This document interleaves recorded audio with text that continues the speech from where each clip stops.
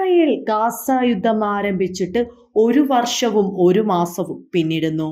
ശക്തമായ ആക്രമണങ്ങളാണ് ഇസ്രായേൽ ഇപ്പോഴും ഗാസയിലുടനീളം അഴിച്ചുവിടുന്നത്. ഹമാസിനെ ഇല്ലാതാക്കാനാണ് അല്ലെങ്കിൽ ഹമാസിനെ തുരത്താനാണ് ആക്രമണം നടത്തുന്നതെന്ന് ഇസ്രായേൽ അവകാശവാദം ഉന്നയിക്കുമ്പോഴും അവിടെ മരിച്ചു വീഴുന്നത് നിരപരാധികളായ ജനങ്ങളാണ്.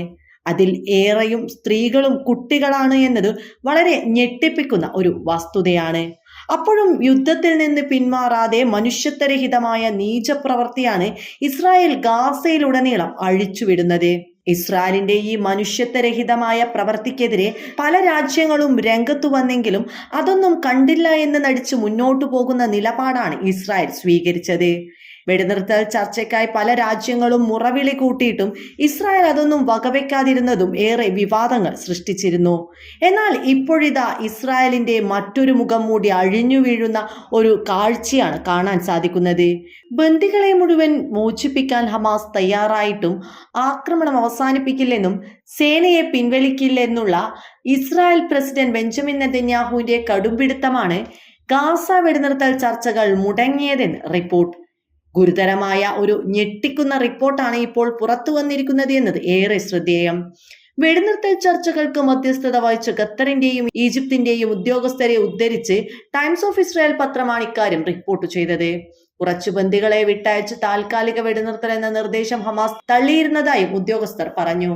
ഇസ്രായേൽ ആക്രമണം പൂർണ്ണമായും അവസാനിപ്പിക്കാതെ ഒരു ഉടമ്പടിക്കും ഹമാസ് തയ്യാറായിരുന്നില്ല. ആക്രമണം പൂർണ്ണമായും അവസാനിപ്പിച്ച് സേന പിന്മാറണമെന്ന ഹമാസിന്റെ ആവശ്യത്തെ മധ്യസ്ഥർ അനുകൂലിച്ചിരുന്നു. എന്തിന് സമാന നിലപാടായിരുന്നു US പോലും. ഗാസയിൽ ഇസ്രായേൽ സേന തുടരുന്നത് US അംഗീകരിക്കില്ലെന്ന് സ്റ്റേറ്റ് സെക്രട്ടറി ആന്റണി ബ്ലിങ്കൻ വ്യക്തമാക്കിയിരുന്നതായും ഉദ്യോഗസ്ഥർ പറയുന്നുണ്ട്. അതേസമയം ഗാസ ആക്രമണം വിജയമാണെന്ന അവകാശവാദം പൊളിയുമെന്ന വിലയിരുത്തലാണ് സേനയെ പിൻവലിക്കാൻ നെതന്യാഹു വിസമ്മതിക്കാൻ കാരണമെന്നാണ് ഇസ്രായേൽ ഉദ്യോഗസ്ഥർ ഇപ്പോൾ പറഞ്ഞിരിക്കുന്നത്. ഈ വെളിപ്പെടുത്തൽ വളരെ ഞെട്ടിക്കുന്നതാണ് എന്ന കാര്യത്തിൽ യാതൊരുവിധ സംശയവുമില്ല. കാരണം ഇസ്രായേൽ തോറ്റിരിക്കുന്നു എന്നതാണ് സത്യം. ആ തോൽവി ഒരിക്കലും തുറന്ന് സമ്മതിക്കാൻ പറ്റില്ല എന്നതുകൊണ്ട് മാത്രമാണ് നെതന്യാഹു ഈ കടുംപിടുത്തവുമായും ആക്രമണവുമായും മുന്നോട്ടു പോകുന്നത് എന്നത് ഈ റിപ്പോർട്ടിൽ നിന്ന് വ്യക്തമാണ്. എന്നാൽ അതിൽ മരിച്ചു വീഴുന്നത് സാധാരണക്കാർ മാത്രമല്ല, ഇസ്രായേൽ സൈനികർ കൂടിയാണ്. സ്വന്തം നേട്ടത്തിനായി സ്വന്തം സൈനികരെ പോലും ബലിയാടാക്കുകയാണ് നെതന്യാഹു എന്നതാണ് ഇപ്പോൾ പുറത്തു വന്ന റിപ്പോർട്ടിൽ നിന്നും മനസ്സിലാക്കാൻ സാധിക്കുന്നത്.